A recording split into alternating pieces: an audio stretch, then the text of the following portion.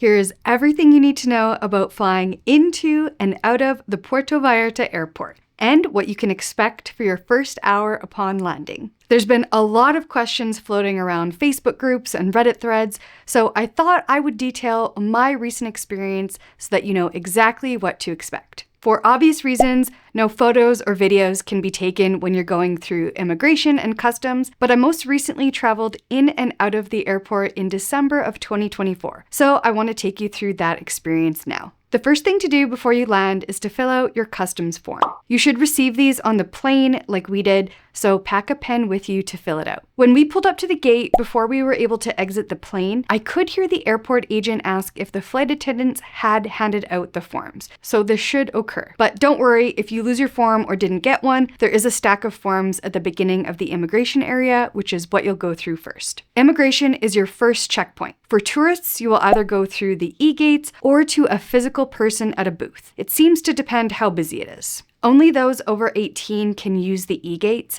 so if you're a family traveling with children, proceed to the line where you will see the border agent. If you are a temporary or permanent resident, you cannot use the e-gates, but instead proceed to the far left lane. We went through the e-gates and it was pretty straightforward. Have your passport open to your picture page and scan your passport. The first gate will open and then you will have your photo taken.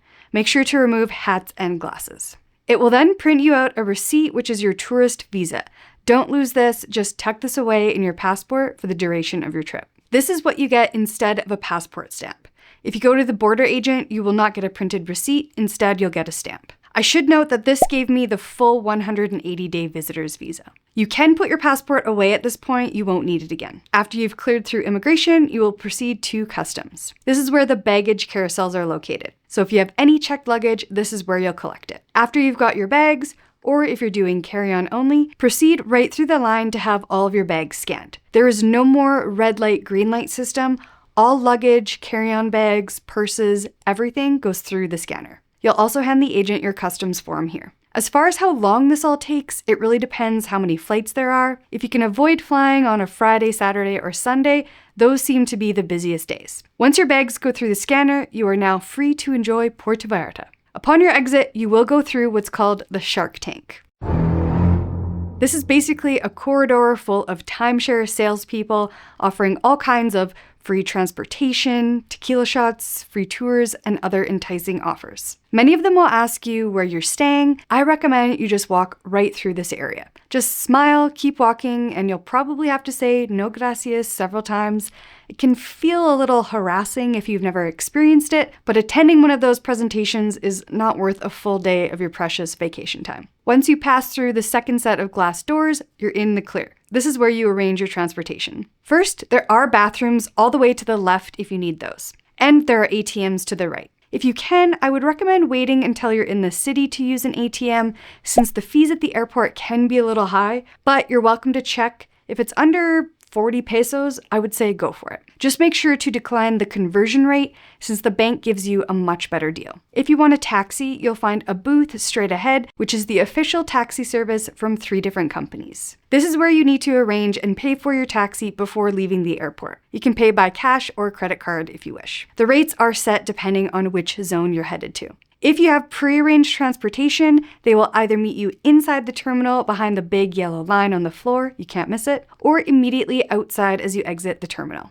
If you need recommendations for transportation services, I put a few recommendations in the video description, or check out my blog post for all the details. You can also take an Uber. It's exactly like you would at home. It's often cheaper. I think on our last trip we paid 200 pesos compared to 500. But you have to walk across the pedestrian bridge and then catch an Uber on the other side of the highway. This can be a bit of a pain when it's hot and if you have a lot of luggage with you, but if you're mobile and traveling lightweight, it's a good option. I would say it's a little chaotic because of the loud highway noise and all the buses going by, especially if you've never really taken Uber before, so just do what's comfortable for you. I like to provide this as an option for travelers because it's what we do.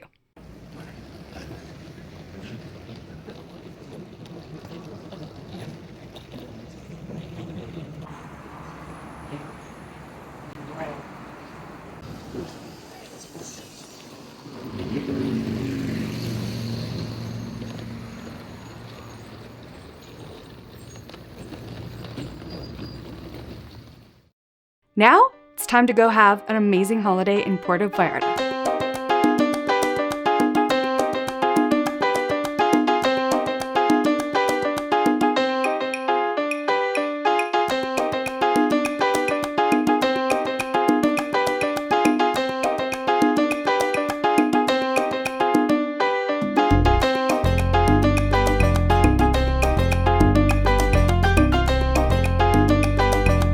Sadly, the time will come, though, when you have to make your way back to the airport to go home. Aww. Give yourself plenty of time to arrive before your departing flight and take into account traffic as well. It can get pretty congested. The check-in counters are located on the ground floor, so if you have bags to drop, go here.